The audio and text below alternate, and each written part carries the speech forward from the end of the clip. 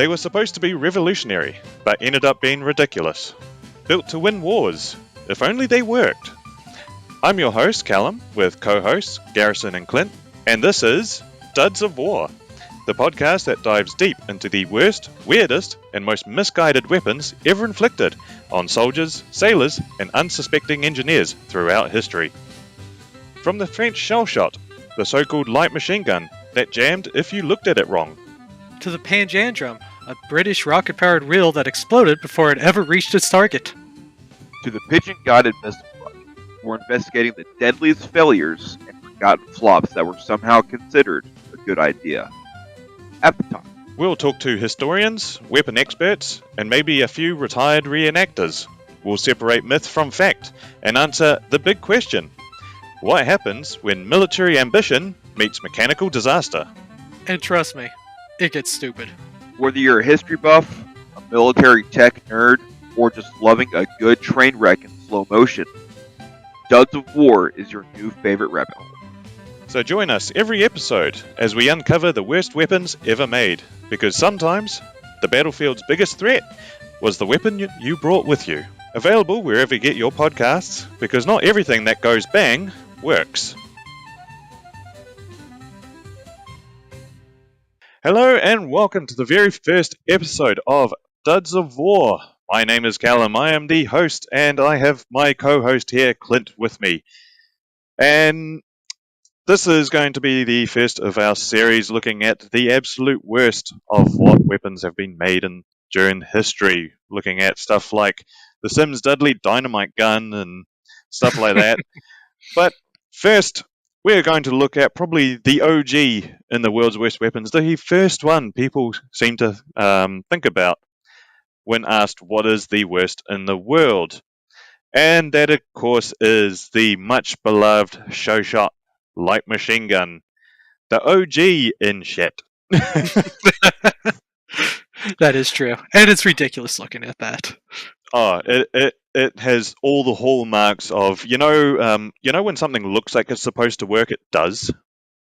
And when it doesn't look like it's supposed to work, it doesn't. It's a bit like aircraft, if it looks like it should fly, it will fly. Say, Mosquito, Spitfire, Mustang, all of that. It looks like it should fly.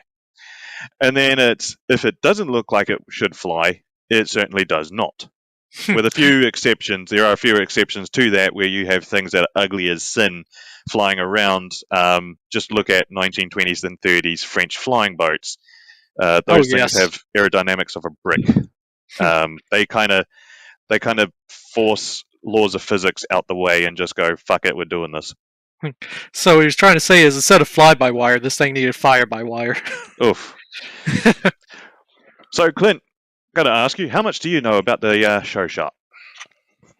I know that it's ridiculous looking, and that it would jam, but if a light breeze hits it, so. Well, I can tell you now, it's worse than that. So, we're going to jump straight into it. Of course, we've got to figure out why this abomination came around. And, first off, so, the Chauchat. In the early 20th century, the French developed an innovative tactical doctrine known as walking fire.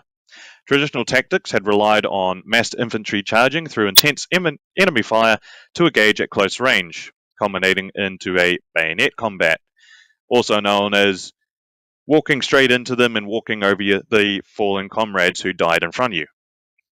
The French really liked that with their columns, especially during the Napoleonic War. Oh, definitely. And the Japanese never did get over it. No, they quite liked that one. That was their sort of go-to. Yeah, well, so, why change tactics if this one worked all along? Well, it works until you have something that can literally mow you down by only using two people. Well, it's like that episode of Blackadder. It's like we're going to get out of the trenches and walk really slow towards the enemy. Don't forget your stick, Lieutenant. No, yes, I wouldn't want to face a German machine gun without my stick. That's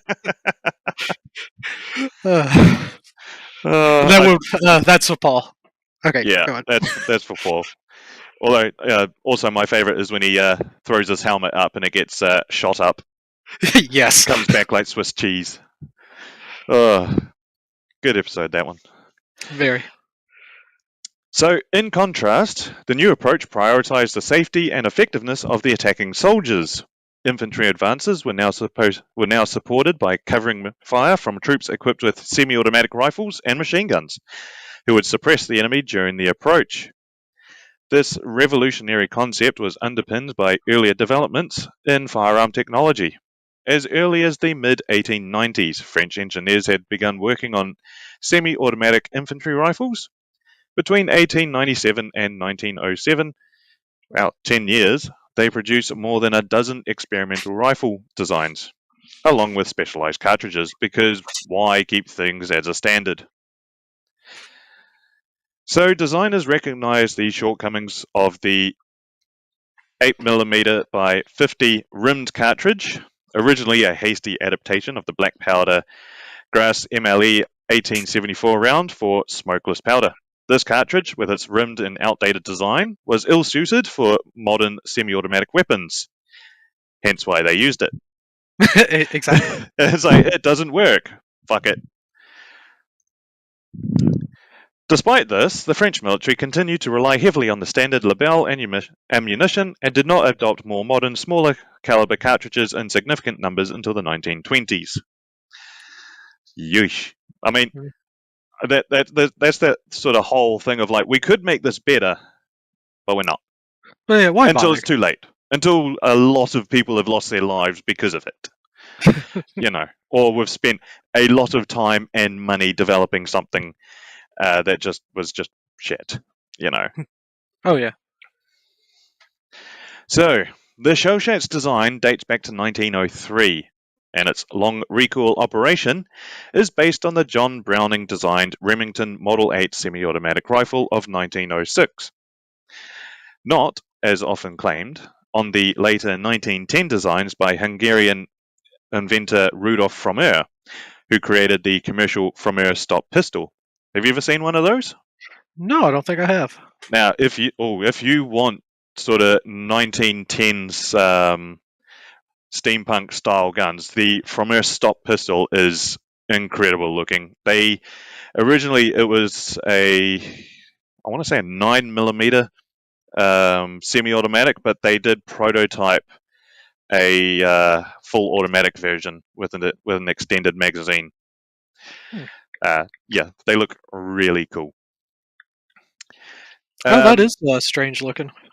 Oh yeah, but at the same time, it's just got a certain look to it that is just appealing.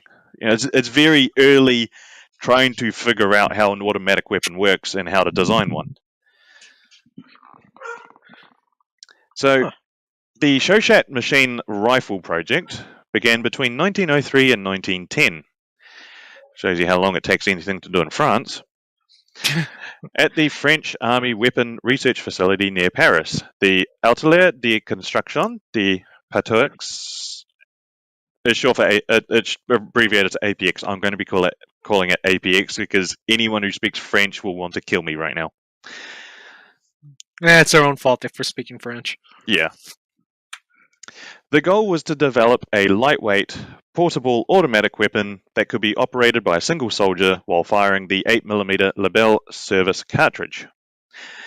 Colonel Louis Chauchat, a graduate of the École Polytechnique, led the project from the start, with senior armourer Charles Sauter assisting him.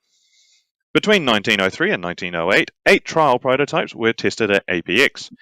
As a result, a small series of 100 8mm Lebel CS, or Chauchat Sauter, machine rifles were ordered in 1911 and produced between 1913 and 1914 by the Manufacture d'Armes de Saint-Étienne. Oh fuck, I can't speak French. I can't pronounce French. It's MAS. Works for me. Yeah. Due to their lightweight, these early models were used temporarily during the early stages of World War I to equip observation crews on French military aircraft. Only one of these CS machine rifles is known to have survived, now housed in a Prague museum. I can only imagine how bad that would be. We're going to go into just why the Chauchat is really bad, but keep in mind they mounted this thing first on aircraft. You'll find out why they needed something else. Primarily, they started using stuff like the Lewis machine gun and stuff like that. Vickers as well, just Stuff that works. anything else. So by the time World War I broke out in 1914, French troops had no light machine gun at all. It quickly became clear that such a weapon was essential for modern warfare, as it could greatly increase the firepower of an infantry section. Encouraged by General Joseph Joffre, I don't know. It looks like Joffrey. Yeah, because it's French, you got to have a bit of Xavier. You need that little bit in your voice that makes you sound, I don't know, like a wanker. We will have no French supporters after this. Yeah, we wouldn't want them anyway. The decision was made to adopt the Chauchat primarily because of the pre-war CS or Chauchat Sauter machine rifle that was already tested, in existence, and capable of firing the 8mm Lebel cartridge. Additionally, its relatively low manufacturing cost and simplicity meant the newly adopted CSRG, the Chauchat Sauter, Ribeyrolles, and Gladiator machine rifle could be mass-produced at a converted peacetime industrial facility. Paul Ribeyrolles, you'll know that name because they made an automatic rifle and a submachine gun, which are both very weird and very cool, which I'll probably talk about because the submachine gun they made was completely useless, but it looks freakish. And it had the dumbest reload in the world. The general manager of the Gladiator Company, a maker of motorcars, motorcycles, and bicycles in Pré-Saint-Gervais, a northern suburb of Paris, helped convert Gladiator's large factory into a weapons manufacturer in 1915. This factory became the main producer of Chauchat machine rifles during World War I. Later, in 1918, a subsidiary of the Compagnie des Forêts. One moment. I think someone's at my door. Oh, okay. Later, in 1918, a subsidiary of the Company of Forges and Steelworks of the Navy and Home Court, also known as SIDAM, and based in Saint-Chamond-Lorraine, also joined in the mass production of CSRGs. The Chauchat machine rifle, also known as the automatic rifle, operated on the long barrel recoil principle with a gas assist. The Chauchat CSRG issued to the French Army fired the 8mm Lebel cartridge at a relatively slow rate of 240 rounds a minute. Yeah? 240. You can count that out loud. I thought the BAR was slow. The BAR is fairly slow. The Chauchat is, I think, in terms of a machine gun or anything that's automatic, the Chauchat is the slowest. I mean, 240 rounds a minute, that is, what, how many a second? 3 rounds a second, maybe? Not even that? Yeah. It's about that. So it's fairly slow, which if you're trying to hold off an attacking army, you're almost better off switching it to semi-automatic and pulling the trigger manually. You might get a faster fire rate. But again, the whole... Yep. I say it's got a long barrel recoil system, so it's like an AK then. Yeah, essentially. But since it's so long, it does take a while to actually, like, all the workings to do something, so that's probably why it's actually so slow. Probably. As you can see, this, as we mentioned earlier, with it being in an aircraft, 240 rounds a minute is not quick enough fire rate for aircraft.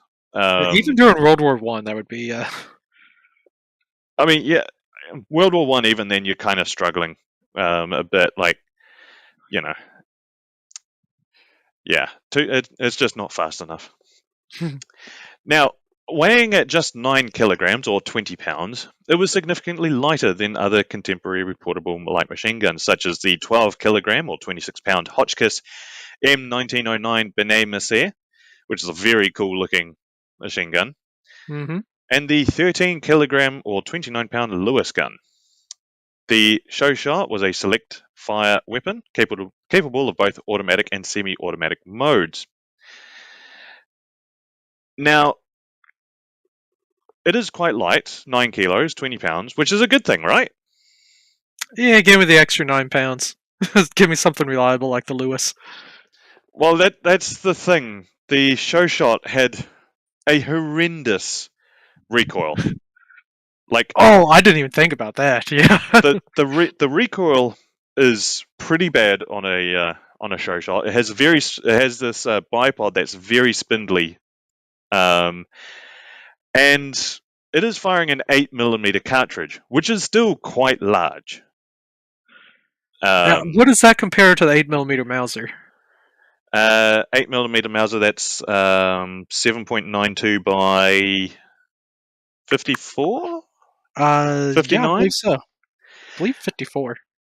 The 8mm Lebel is 8 by 50 millimeters, so still fairly large. 8mm Mauser is 8 by 57. Okay, so it's a bit smaller than a Mauser.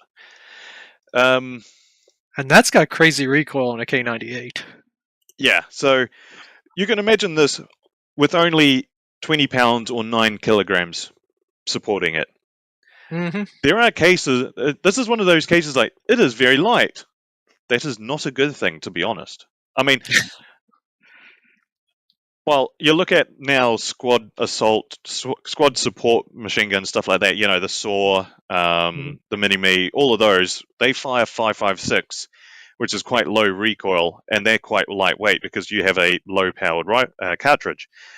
This is a high-powered cartridge on a very lightweight system. Yes. Which means the recoil is absolutely atrocious. You've seen videos of people firing it, and people are bouncing up and down on this thing. There is no way you can actually aim properly if you're holding down the trigger. Your only option, really, if you want to actually hit something, is by semi-automatic. And as we'll see soon, even that was an issue. The rifle's construction was a mix of high-quality new components, reused parts from other designs, and substandard materials, which negatively impacted its overall reliability. Essentially, the Chauchat was just put together with whatever they had in the workshop. And that always goes well.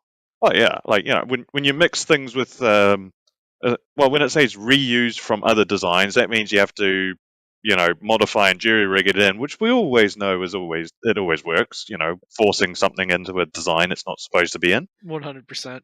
The recoiling barrel sleeve and all the bolt moving parts were precision milled from solid steel, ensuring they were fully interchangeable. The barrels were standard Lebel rifle barrels, shortened at the muzzle end, while the barrel radiators were made out of rib cast aluminium. However, the outer gun breech housing was a simple tube, and much of the rest of the gun was made from stamped metal plates of mediocre quality. Side plate assemblies were secured by screws that could loosen after prolonged use, i.e., shooting the gun would make it fall apart. Because apparently Loctite wasn't a thing back then. No, it wasn't. Well, that just ruined the joke, didn't it? But I mean, surely there's other ways you could secure things like, you know, pins and stuff like that. Even a fucking collar pin would fucking sort it out. Right? Or, I mean, was the plates have to be removable for cleaning, or, I mean, could they just essentially be riveted in place to begin with? Well, I mean, surely, like, there are other ways that you can assemble it in a way you can disassemble it without, say, having screws that just unwound themselves when you shot the damn thing. I mean, there are guns out there that are screwed together and they work fine. Oh, definitely. Additionally, the sights on the Gladiator-made guns were frequently misaligned, leading to significant aiming difficulties that the gunner had to correct on the fly. Specifically, they had a habit of being high and right. So, you know how I said sometimes it's better to shoot this thing semi-automatic for better accuracy? Yeah, it doesn't matter. Relatively better accuracy. You still weren't going to hit shit with a Chauchat, especially one Well, I from mean, Gladiator. well, it was for suppression, not accuracy.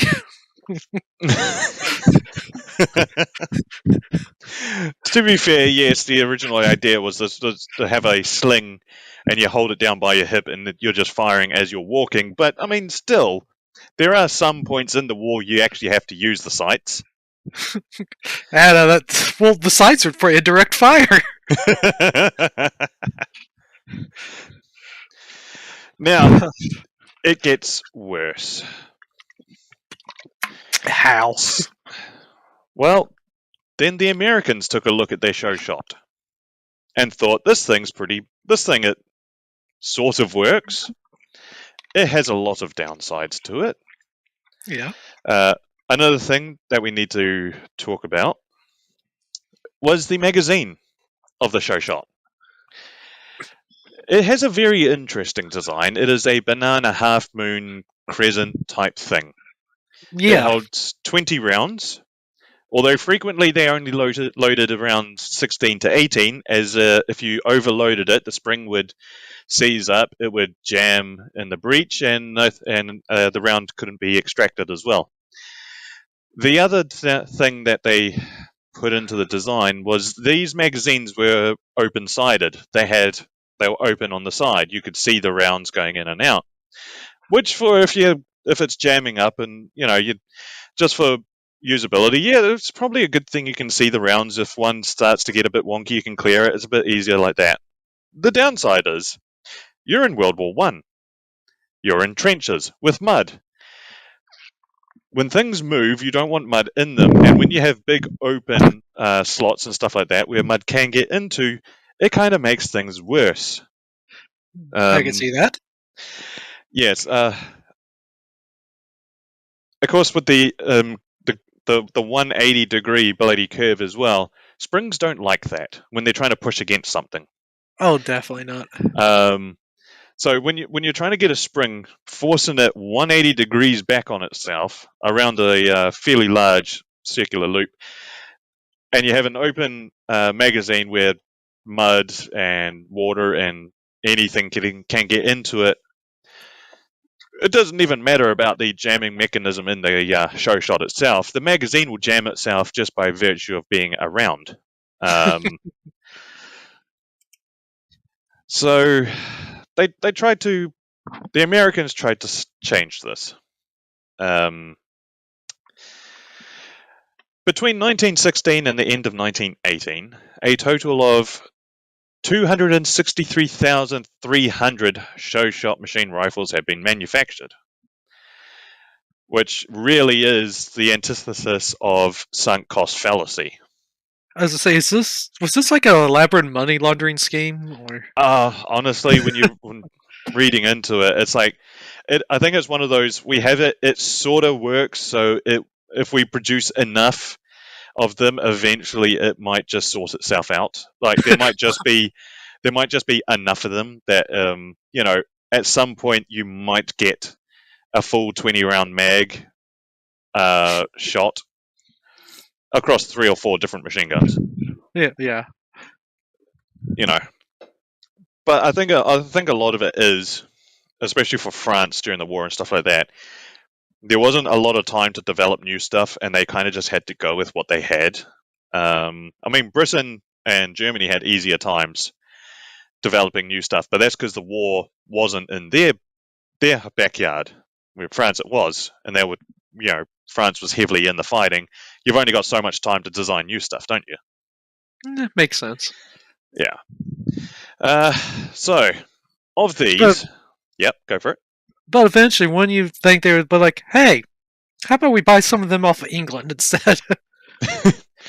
Well, there's probably a little bit of French thinking of screw the English. I mean, you got to remember, World War One, England and France were allies, but they had only been allies for not very long. 20 years, maybe. Like they were still, like when you look at it, France and England had been mortal enemies since they both were created, basically, right up to like the 1880s or something like that.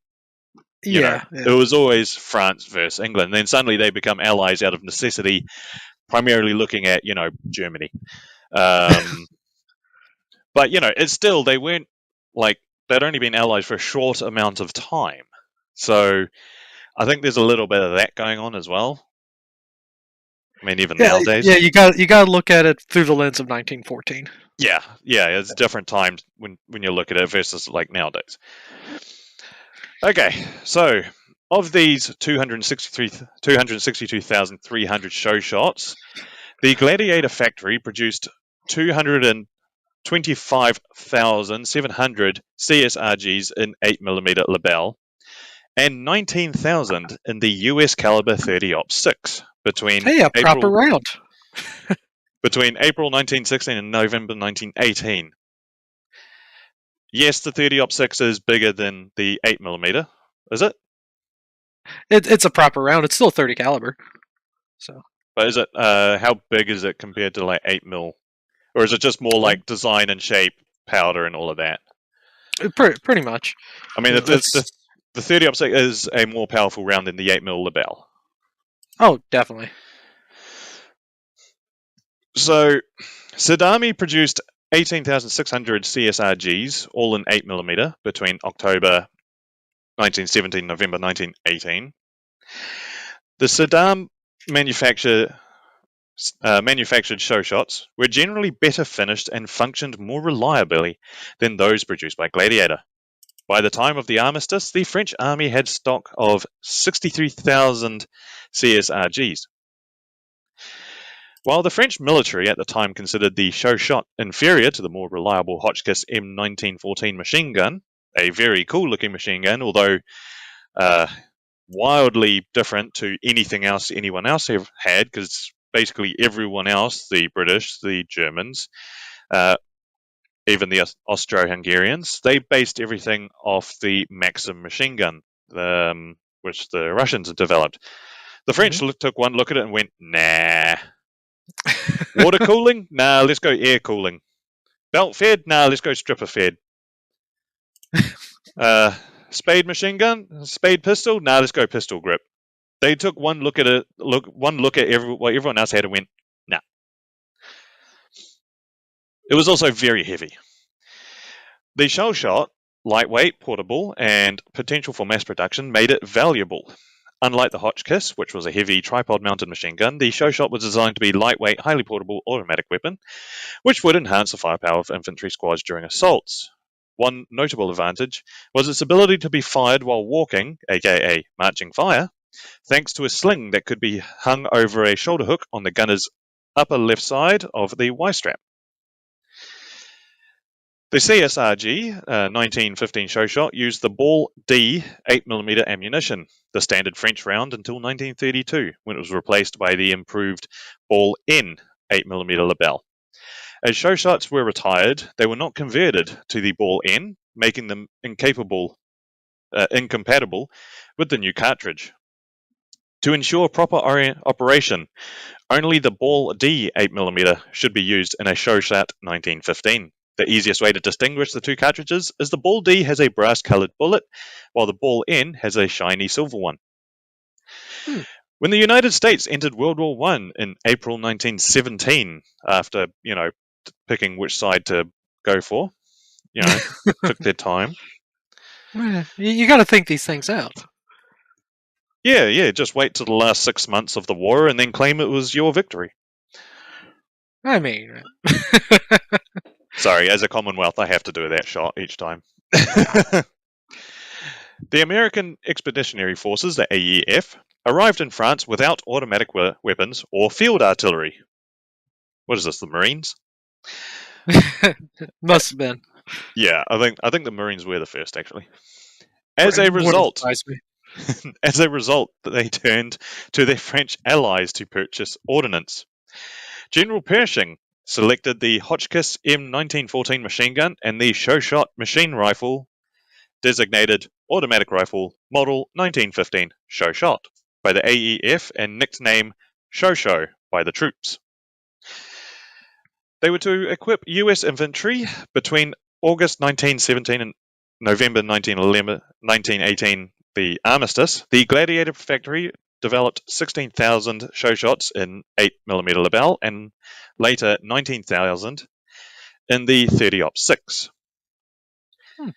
While the M1915 Chauchat in 8mm Lebel proved effective in combat, as evidenced by the number of decorated US Chauchat gunners found in divisional histories, the performance of the M1918 Chauchat in 30-06 was soon deemed disastrous and became a major factor in the gun's poor reputation.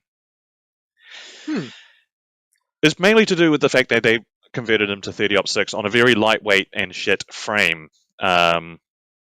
They also changed the magazine from the one good thing they did do is they changed the magazine to a more reliable one. They went from the Crescent to a more standard box magazine. However, the standard Crescent in 8mm could hold 20 rounds. Mm-hmm. Take a guess how many a 30-06 one could hold in a box mag. I'm going to say 15. Yeah. Okay, cool.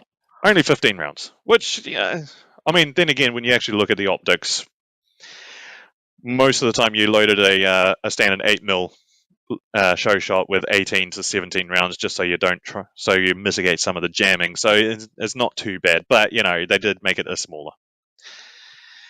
The most common issue was a failure to extract after firing only a few rounds, especially when the gun became slightly, and I have to say, slightly overheated. Not overheated red barrel or anything like that. When it got slightly warm. If it was an extra hot sunny day, your Chauchat in 30-06 was going to jam. If the sun is out, it jams. Yeah. If the rare time the sun is out on the Western Front. Excuse me, just having a quick drink. Mm-hmm. A modern test firing of the M1918 Chauchat in 30-06 was conducted at Aberdeen Proving Grounds in July 1973. But the official report did not indicate any specific problems. However, a more thorough test in 1994 near Chambersburg, Pennsylvania, conducted by R. Keller, not R. Kelly, and Don't make you pee on it. Hey, that might have made it unjam. You clear never it. know. Clear it. And W. Garofalo revealed severe extraction issues caused by incorrect chamber measurements and other substandard manufacturing flaws. During World War I, US inspectors at the Gladiator factory rejected what percentage did they reject on the manufacturing line? Don't look at it. I know you're reading it. Don't look at it. Take a guess. Well, I've already know, but I'm going to say 30%, Callum. 40%. 40%? US inspectors at the Gladiator factory rejected approximately 40% of the 30-06 Chauchat production. And the remaining 60% proved problematic when deployed to the front lines. How shit was that 40% when the other 60% were shit? Like, what kind of standards are we running here with? I mean, what did they do with the 40% they rejected? They just, go back to be reworked? Yeah, they probably just rebuilt them and went, yeah, good enough.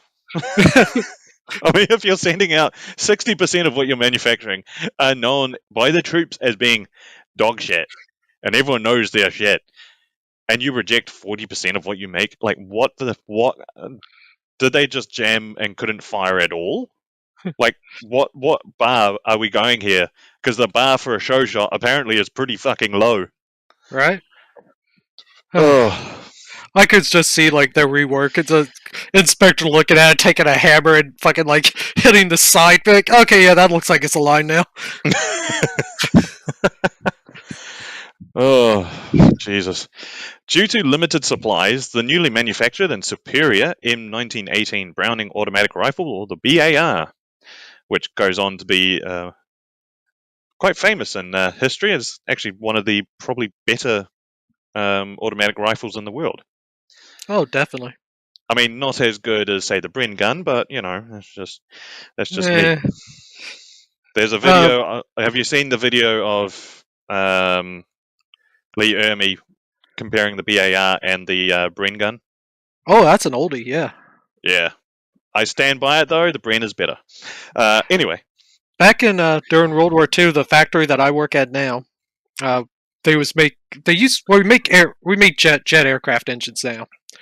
But back during World War II, it's like there wasn't no jet aircraft engines, and my company was making bomb cases and stuff. Well, they was actually making Bren guns for the British during World War II. Oh, that's cool.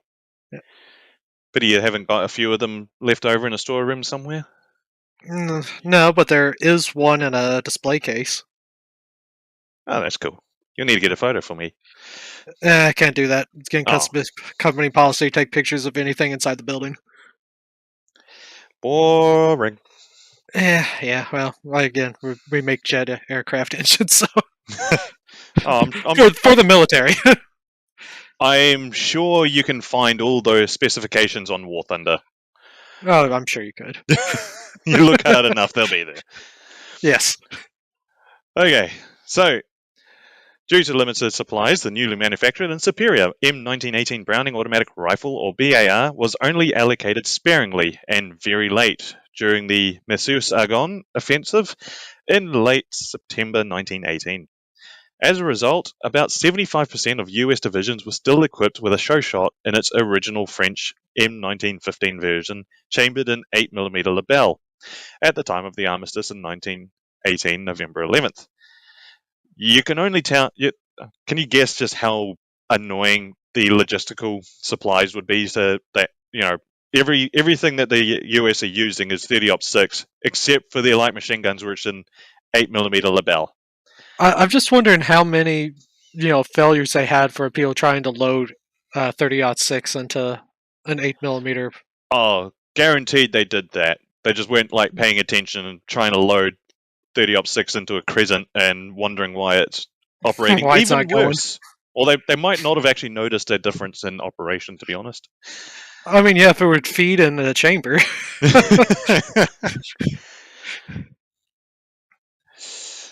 General Pershing had deliberately held back the BAR for fear that Germany would copy it. A bit late in the war. Yeah.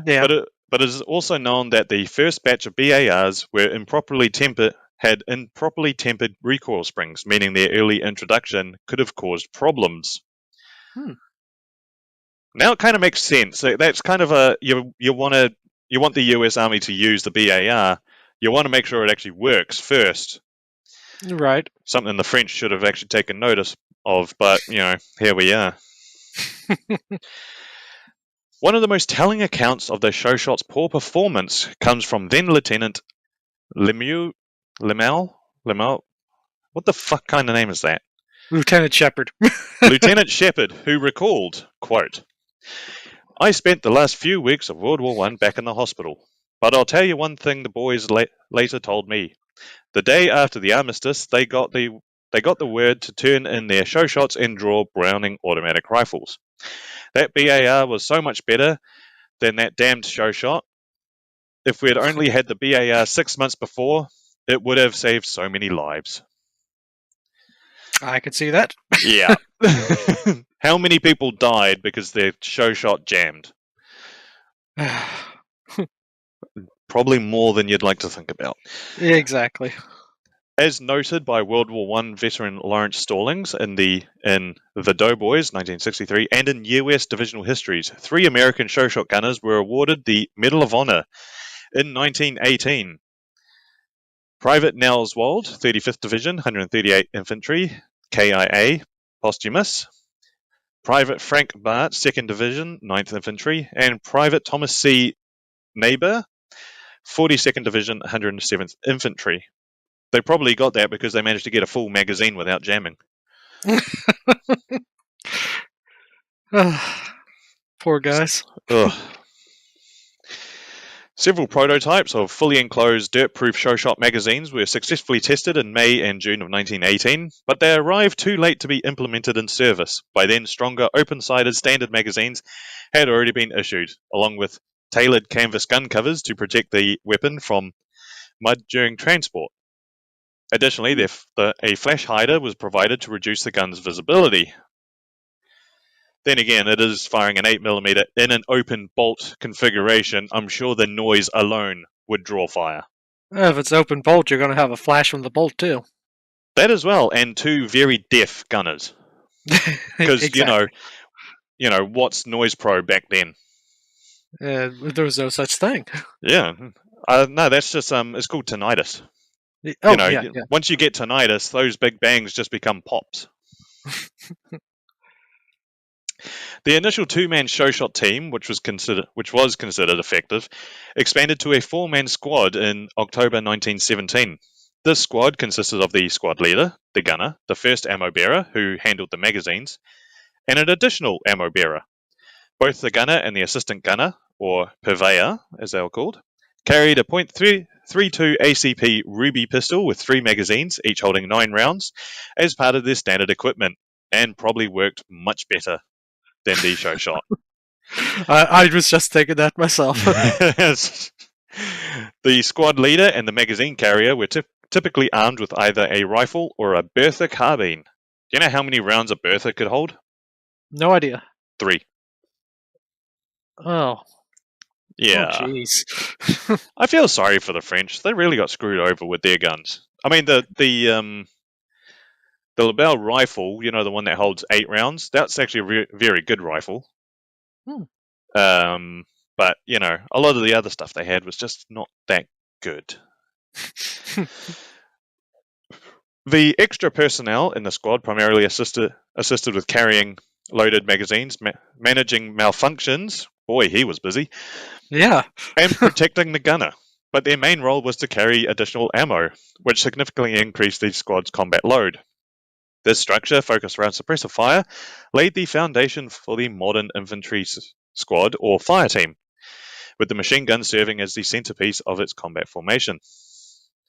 During World War I, several captured Chauchats were used by the German frontline infantry, particularly in flamethrower units and assault troops, as the German military lacked an equivalent light machine gun until the introduction of the Maxim MG 08-15 in early 1917. The German army even attempted to modify some of these captured Chauchats to fire the 7.9x57 Mauser, or also known as the 8mm Mauser cartridge. God help them. Oh. Could you imagine trying to do that? I mean, you can see why they attempted, but didn't bother at the end. Right. The Belgian army, which held a large sector of the Western Front, but had left its arms industry to the German-occupied territory, began acquiring Chauchats for its infantry in the spring of 1916. Over the course of the year, they received over 1,400 Chauchats, all chambered in 8mm Lebel. In an effort to simplify squad-level logistics, Belgium tested a version in 7.65x53 Mauser ammunition in the spring of 1917. This version featured a new curved box magazine without cutouts, designed to prevent mud from entering the weapon. That sounds like it'd be a smart idea. Yeah, and actually the 7.65x53 is a smaller round than the 8mm, so you might have actually been able to use that properly. Could be.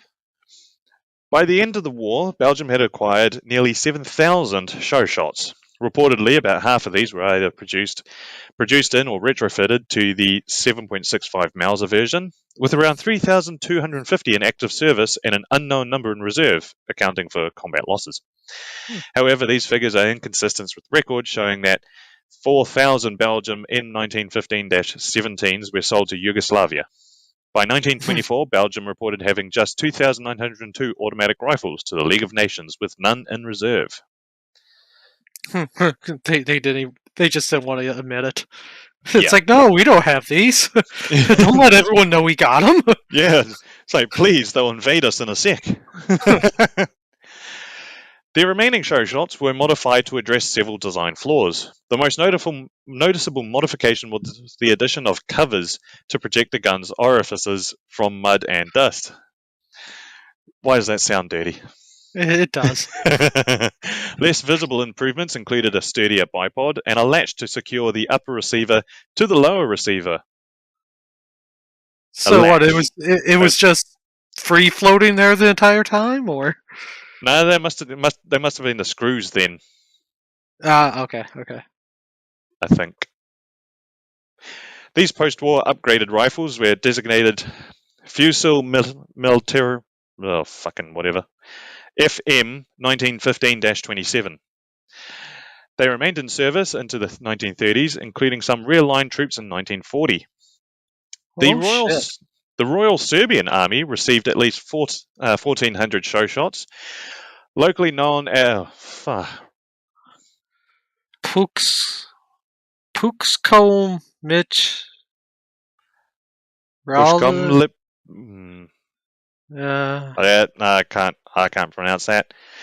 Pushkom. Sounds Russian. It was also locally known as the Pushkom Mitraillez M1915 between December 1916 and April 1917. In the mid-1920s, Yugoslavia purchased an additional 4,000 M1915/17s from Belgium as a temporary solution. Between 1926 and 28, these rifles were rechambered from the original 7.65 Belgian caliber to the captured 7.9 by 57 M1888 ammunition, and were redesignated as a 7.9mm M15-26. Jeez. God. M18. Please tell me that's just a serial number, not the year 1888 for ammo.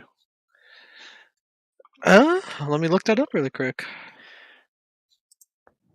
I mean, they couldn't have rechambered it in a round that was 40 years old. You never know.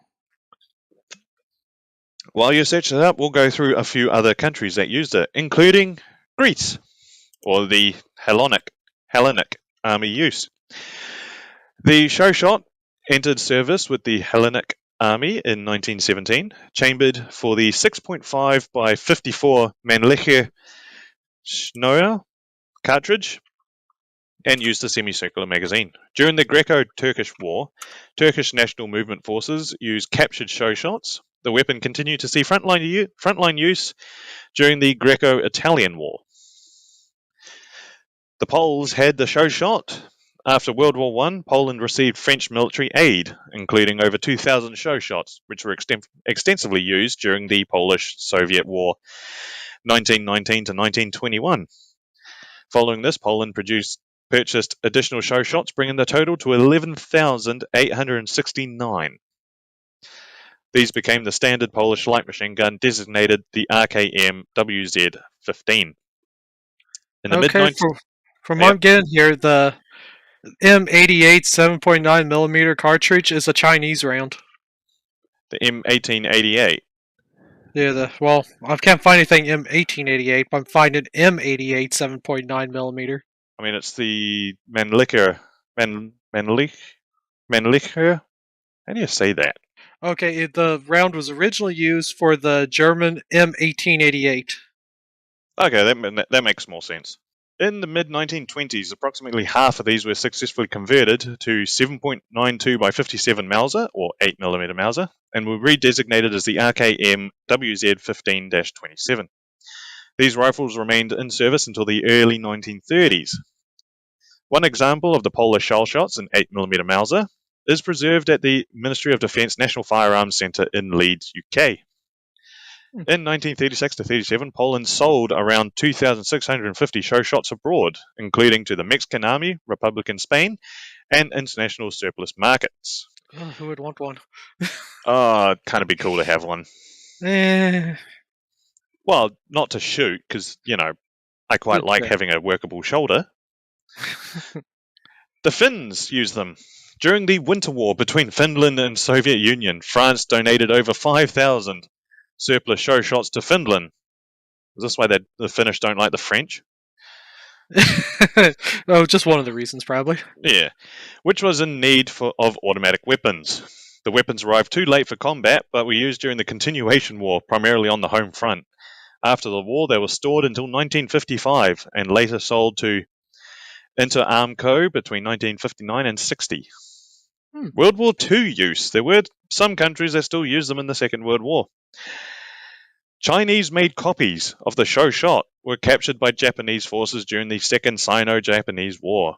During the fall of France in May In May and June 1940, French third-line units still used Chauchat machine guns while facing the German breakthrough. You can only guess what a Chauchat versus an MG-34 is like. Oh, there's no comparison. Nazi Germany seized Chauchats from Poland, Belgium, France, Greece, and Yugoslavia. These captured guns were designated as LEMG 156F for ex-French guns, LEMG 147J for ex-Yugoslav and ex-Polish guns, LEMG 156G for ex-Greek guns, and LEMG 126B for ex-Belgium guns. A small number of Chauchats captured by the Germans were also issued to Hungarian forces. I And mean, it wasn't- Hungary didn't have much. Yeah, they really didn't. Still. And believe it or not, the Chauchat was still used after the Second World War. The Chauchat also saw use with Syria during the 1948 Arab-Israeli War. Well, they'd use anything. Yeah. After the armistice of 11 November 1918, the French military sought to replace the Chauchat with a more reliable light squad automatic weapon, one that would be designed and produced domestically. Research and development took place at the Manufacture d'Armes de Châtellerault during the early 1920s, leading to the adoption of the new light machine gun, the FMLE 1924. This gas-operated weapon used a newly designed 7.5mm rimless cartridge, which would later be evolved into the 7.5 by 54 French, and addressed all the issues that had plagued the Chauchat. The FMLE 1924 was produced in large quantities, 232,000 units, and became the standard light machine gun of the French army, remaining in service until the 1950s. And that is it. That's the Chauchat light machine gun, automatic rifle, whatever you want to call it. I would barely call it a gun at this point. Yeah. I mean, it is an interesting looking gun, and you can kind of see what they were going for. It was just, there were a lot of things that, needed addressing. And, I mean, when it comes to the First World War, if that's all you've got, then you'll try the best with what you've got. So you can see why they made so many of them, as well as sunk cost fallacy and all that. But it does show that at least they were capable of working most of the time. Like, you know, I guess. I don't know. I guess if you had enough of them deployed, you know, it's like it doesn't matter if they're any good because you got 30 of them firing at once. Yeah, it should be able to do something. You should be able to do something with them, but even then, I would happily replace it with, say, a Lewis machine gun, which was infinitely better. Bit heavier, yes, but at least it worked. Exactly. It's heavy because it's a quality product. Yeah. And it's heavy, so it's not as bad recoil-wise. Although the, quote, air cooling jacket on it didn't really work as intended. It kind of was just like sort of extra weight that they didn't need, but... Yeah. I mean, it was for looks. It was there for looks. Yeah. I mean, I still prefer the look of the Lewis air gun, but, you know, beggars can't be choosers and stuff like that. But, yeah. That was the Chauchat light machine gun. We hope that you have made it this far into our very first episode of Duds of War. We hope that you join us. We should be available on Spotify, YouTube podcast, and everywhere else you get your podcasts. So until then, we will see you in the very next episode. Bye for now. See ya.